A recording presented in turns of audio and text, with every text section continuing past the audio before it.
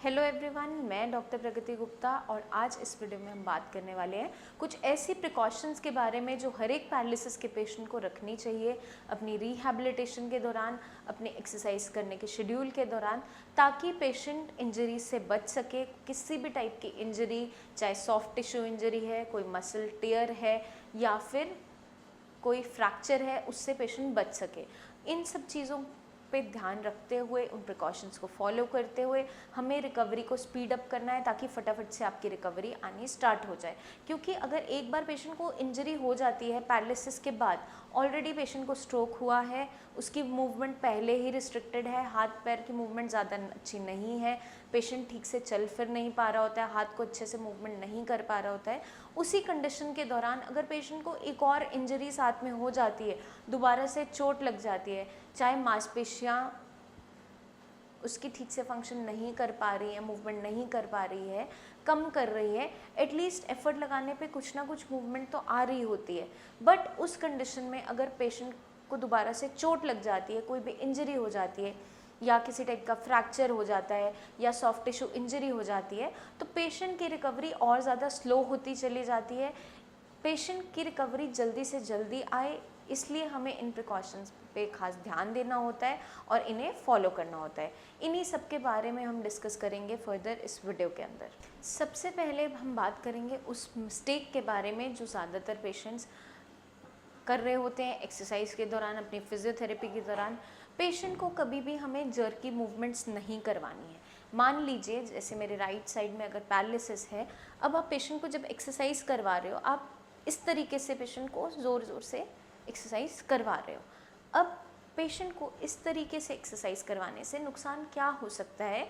Patient की मांसपेशियों में पूरी सेंसेशन नहीं है, पेशेंट को ठंडा गर्म नहीं मालूम पड़ पाता है, कितना आप जोर लगा रहे हो, कितना प्रेशर डाल रहे हो वो भी पता नहीं चल पाता है। उस कंडीशन में अगर हम पेशेंट को इस जर्की मूवमेंट्स के साथ एक्सरसाइज करवाते हैं, अचानक से झटका देते हुए करवाते हैं, तो उसके सॉफ्ट टिश्यूज़ में, उसके मसल्स में, उसके लिगामेंट्स में, उसके टेंडन में किसी भी टाइप की इंजरी हो सकती है, क्योंकि वहाँ पे स्टिफनेस है और रेजिस्टेंस के अगेंस्ट हम बहुत तेज़ी से एक्सरसाइज करवा रहे हैं।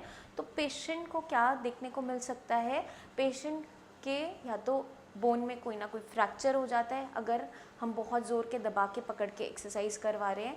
कुछ लोगों की बोन्स ऑलरेडी वीक होती है, ऑस्टियोपोरोसिस हो रहा होता है, हड्डियां कमज़ोर होती हैं, तो वहाँ पे हम अचानक से झटका देने पे जब एक्सरसाइज कराते हैं या ज़ोर के दबा के एक्सरसाइज करवाते हैं, तो क्या देखने को मिलता है? पेशेंट को इंजरी हो सकती है, कोई चोट लग सकती है और उसकी वजह से पेशेंट की मूवमेंट जो अब आ सकती थी एक्सरसाइज करने के बावजूद, एक्सरसाइज करने के बाद आ सकती थी, बेटर हो सकती थी, वो और ज़्यादा रिकवरी पीछे चली जाती है और पेशेंट का जो रिकवरी का टाइम है वो लंबा होता चला जाता है। तो हमें इन सब परेशानियों से बचना है। इन सब परेशानियों से बचने के लिए हमें इन प्रिकॉशंस को अच्छे से फॉलो करना है। तो कभी भी पेशेंट को आप जर्की मूवमेंट से एक्सरसाइज नहीं करवाओगे, ज़ोर से तेज़ी से एक्सरसाइज नहीं करवाओगे। अगर पेशेंट की मांसपेशियों में बहुत ज़्यादा स्टिफनेस है, तो आप पहले क्या करोगे? बिल्कुल लाइट हैंड से ऑयल अप्लाई करोगे, मसाज करोगे, लेकिन जो मसाज आपको करनी है बहुत ही जेंटली करनी है, ज़ोर के दबा के नहीं करनी है। ज़ोर के दबा के अगर आप मालिश करते हो तो आपकी जो बोन्स हैं उसमें भी इंजरी हो सकती है, आपकी मांसपेशियों में भी इंजरी हो सकती है अगर आप बहुत तेज़ी से दबा दबा के मालिश करते हो।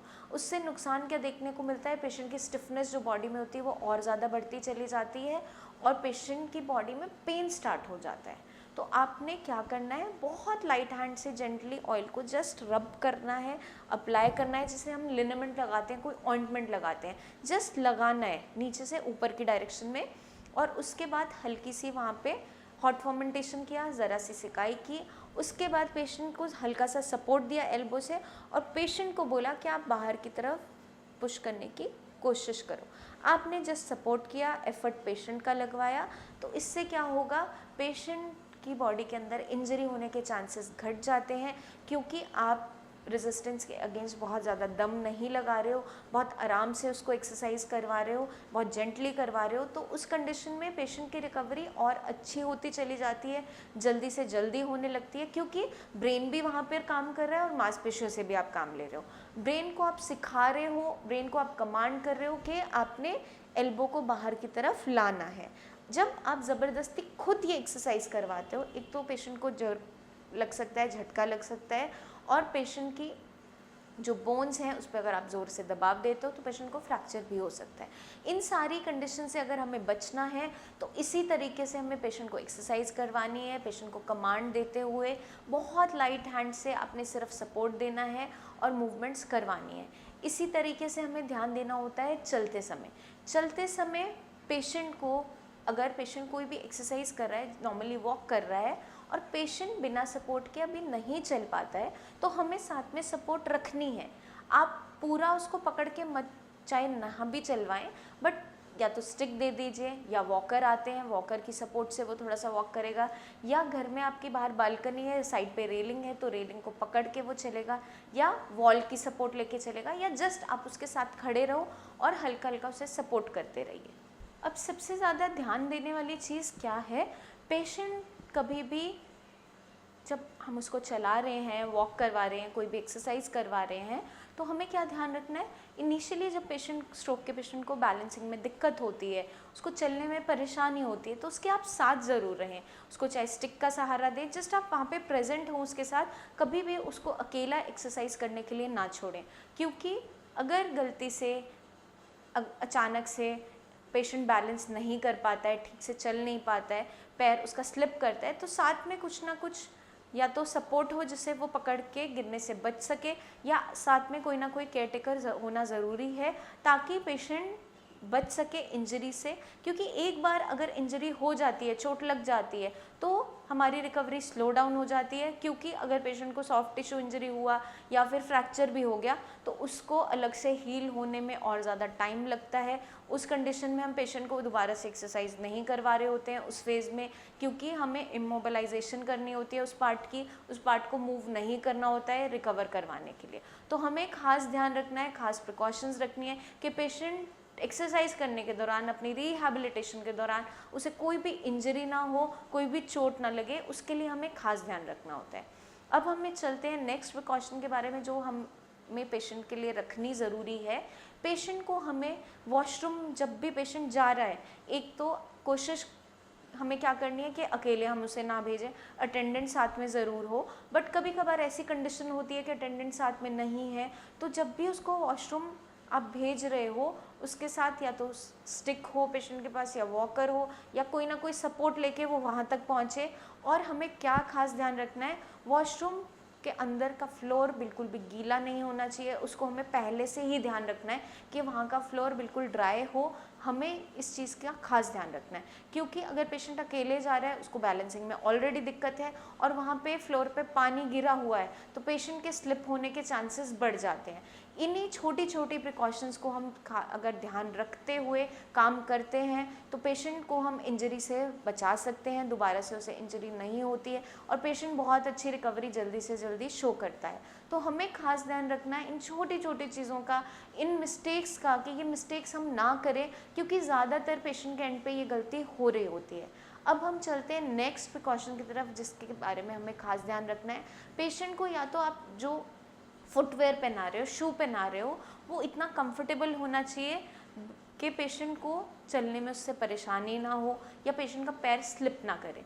पेशेंट को आप ओपन स्लीपर चप्पल नहीं पहनाएंगे जिसमें सपोर्ट नहीं होती है, क्योंकि पेशेंट को ऑलरेडी बैलेंसिंग में दिक्कत होती है। कभी कभार कुछ पेशेंट्स के अंदर देखने को ये भी मिलता है कि उनके पैर से ही फुटवेयर स्लिप कर जाता है, तो पेशेंट के गिरने के चांसेस और ज़्यादा बढ़ जाते हैं। आप पेशेंट को कोई ना कोई ऐसा फुटवेयर पहनाओ जिसके पीछे स्ट्रैप हो, या फिर पेशेंट को आप शूज़ पहनाइए जो ईजिली वो पहन सके, चाहे विदाउट लेसेस शूज़ क्यों ना हो, जिसमें इजीली वो पैर स्लिपन कर पाए, कंफर्टेबली उसको वेयर कर पाए, बट वो फुटवेयर चलने पे एकदम से निकले ना, क्योंकि ओपन जो स्लिपर्स होते हैं वो एकदम पैर से स्लिप कर जाती है और पेशेंट को चलने में बहुत ज़्यादा परेशानी होती है। तो अगर हम इन छोटी छोटी चीज़ों के बारे में ध्यान रखें तो पेशेंट इंजरी से, किसी भी चोट से बच पाता है। अब हमें एक और प्रिकॉशन रखनी ज़रूरी हो जाती है, एक और चीज़ के बारे में आपको मैं समझाऊंगी।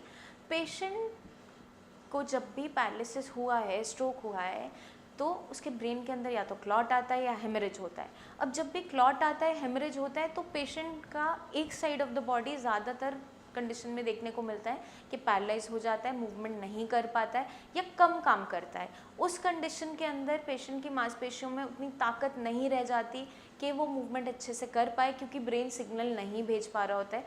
ब्रेन अगर कमांड थोड़ी बहुत भेज भी रहा होता है तो उसके मसल्स उसे एक्सेप्ट नहीं कर पा रहे होते हैं और मूवमेंट नहीं कर पा रहे होते हैं। उस कंडीशन के अंदर पेशेंट की हमें लाइट हैंड से ही मसाज करनी है, ज़ोर से तेज़ी से मालिश नहीं करनी है।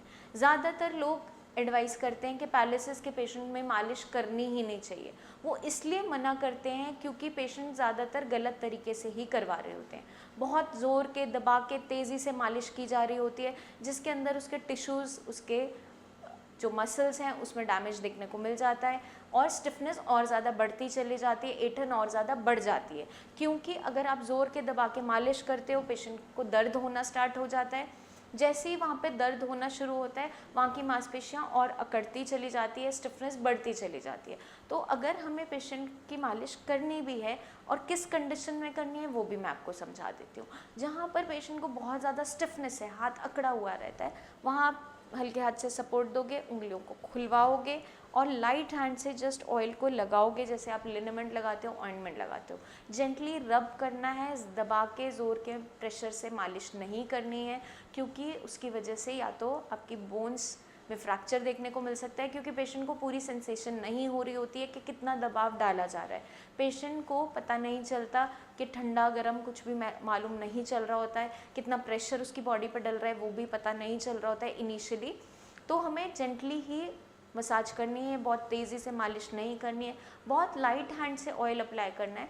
ऑयल अप्लाई करने का जस्ट पर्पस इतना ही होता है कि वो ब्लड सर्कुलेशन को थोड़ा इम्प्रूव करता है और जो एरिया जहाँ पर स्टिफनेस है लोकली, वहाँ पे ऑयल अप्लाई करने से थोड़ी सी स्टिफनेस कम हो जाती है।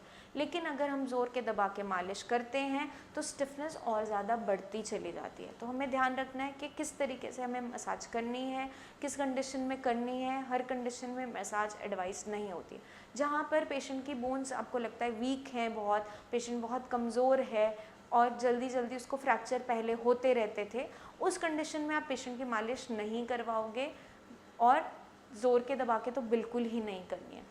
बहुत जेंटली ऑयल अप्लाई करना होता है, वो भी उस कंडीशन में जहाँ पेशेंट की बॉडी में अच्छी स्ट्रेंथ है, उसकी बोन्स ठीक हैं, वीक नहीं थी पहले से, पहले कोई बार बार इंजरी नहीं देखने को मिलती थी और अकड़न पेशेंट की बॉडी में बहुत ज़्यादा है। उसी कंडीशन में आप लाइट हैंड से उसको ऑयल रब करोगे, जेंटली अप्लाई करोगे, या फिर वहाँ पर जहाँ पेशेंट बताता है कि मेरे कंधे में, मेरे बाइसेप्स में, मेरी एल्बो में बहुत पेन है, दर्द होता है मूवमेंट करने पे हल्की सी भी, तो वहाँ पर क्या होता है, बहुत टाइम से उस जॉइंट को ना मूव करने से पेन डेवलप हो जाती है और वहाँ स्टिफनेस आ जाती है। तो आपको जब भी उस जॉइंट की मूवमेंट करवानी है तो हमें थोड़ा सा वहाँ पे मसाज करना पहले ज़रूरी होता है, क्योंकि लुब्रिकेशन होने से बहुत ज़्यादा फ्रिक्शन जनरेट नहीं होती और पेशेंट की मूवमेंट थोड़ी ईजी हो पाती है। तो उस कंडीशन में हम जेंटली ऑयल अप्लाई करेंगे।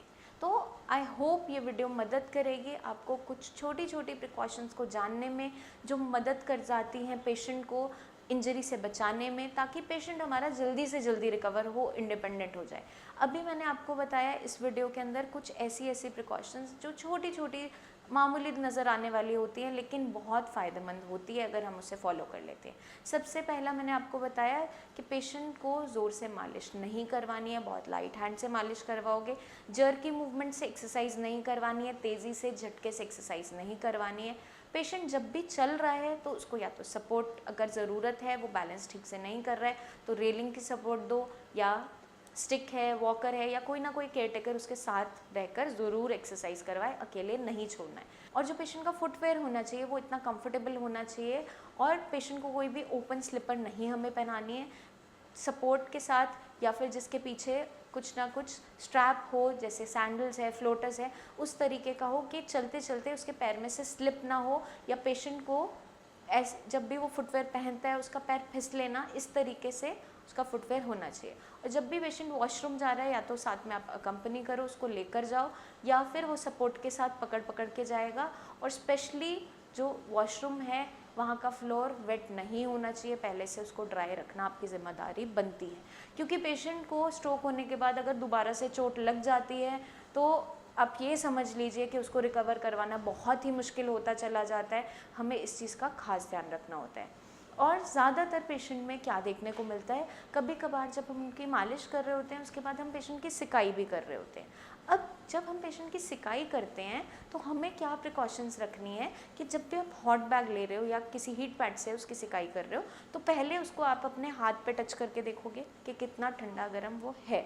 उसके बाद ही आप पेशेंट के हाथ पे उसे रखोगे, या फिर जो हाथ उसका पैरालाइज नहीं है या लेग पैरालाइज नहीं है उस साइड उसको वो टच करके सेंस करवाओगे, फील करवाओगे कि कितना गर्म वो है। अगर पेशेंट को लगता है कि वो सह पाएगा तभी उसको अफेक्टेड पार्ट पे आप हीट अप्लाई करोगे उसके पहले नहीं करोगे। क्योंकि दिक्कत क्या देखने को मिलती है, पेशेंट को ठंडा गर्म मालूम नहीं चल रहा होता है। आपने अगर अचानक से बहुत तेज़ गर्म रख दिया, हॉट बैग रख, फिर हीट पैड रख दिया तो बर्न होने के चांसेस भी होते हैं। पेशेंट की स्किन पे इंजरी हो जाती है, वहाँ पर जल भी सकता है। तो हमें खास ध्यान रखना है, पहले आप उसको अपनी स्किन पे टच करके देखो, या पेशेंट का नॉन अफेक्टेड पार्ट जहाँ ठीक है हाथ पैर वहाँ पर टच करवा के फील करवाओ कि कितना ठंडा गर्म है वो। और अगर वो कितना गर्म है और आप सिकाई कर रहे हो तो उसको एक जगह आपने रख नहीं देना है, हल्का हल्का मूव करके उसकी सिकाई करते रहोगे, जगह बदलते रहोगे, एक पोजीशन में नहीं करना है। पेशेंट को जब आप बेड से उठा के व्हील चेयर पे प्लेस करते हो या बेड से उठा के खड़ा करते हो तो हमें कुछ प्रिकॉशंस ये भी रखनी होती है कि अचानक से झटके से नहीं पेशेंट को उठाना है। क्योंकि जिस साइड पे पेशेंट को मूवमेंट नहीं होती उस साइड पे दिक्कत क्या देखने को मिलती है, पेशेंट का अगर एंकल है, पैर है या हाथ है उसमें पूरी प्रॉपर मूवमेंट नहीं होती तो वो जस्ट ऐसे ही गिर जाता है। तो अगर हम पेशेंट को ठीक से नहीं उठा रहे, सपोर्ट के साथ नहीं उठा रहे, तो अचानक से झटके से जब आप उठाते हो उसके एंकल पे, उसकी रिस्ट पे इंजरी होने के चांसेस बढ़ जाते हैं। क्योंकि वहाँ पे स्ट्रेंथ नहीं होती, वो जस्ट ऐसे प्लेस्ड होता है। तो अचानक से झटका लगने की वजह से पेशेंट को कोई भी इंजरी नहीं होनी चाहिए। तो आप बहुत ही प्रिकॉशंस के साथ पेशेंट को आराम से उठाएंगे। पहले उसको आराम से बिठाओ थोड़ी देर, फिर हाथ से सपोर्ट देते हुए पकड़ के उसको दोबारा खड़ा करो। तो हमें इन छोटी छोटी प्रिकॉशंस का ध्यान रखना है। अगर हम इन चीज़ों के बारे में अच्छे से ध्यान रख लेते हैं तो हमारा पेशेंट बहुत ही जल्दी रिकवर हो जाता है। आई होप ये वीडियो मदद करेगी उन्हीं प्रिकॉशंस को अच्छे तरीके से समझने में। फिर भी आपके माइंड में कोई भी डाउट्स रह जाते हैं अपनी कंडीशन को लेकर, किसी भी चीज़ को लेकर, तो नीचे दिए हुए नंबर्स पर आप अपनी प्रेजेंट वीडियो हमें फॉरवर्ड कीजिए कि प्रेजेंट कंडीशन आपकी क्या है। जो भी एक्सरसाइज आप करवा सकते हो हम आपको एडवाइस करेंगे आपके कंडीशन देखते हुए। जो भी बेस्ट टू बेस्ट ट्रीटमेंट आपके लिए पॉसिबल होगा वो हम ज़रूर एडवाइस करेंगे। जल्दी ही मिलेंगे हम नेक्स्ट वीडियोस में, जिसमें मैं लेकर आऊँगी बहुत सी ऐसी टिप्स जो आपको बचाएंगी पैरालिसिस जैसी खतरनाक बीमारी से। तब तक के लिए अपना खास ध्यान रखिए, प्रिकॉशंस को फॉलो करते रहिए। Take care.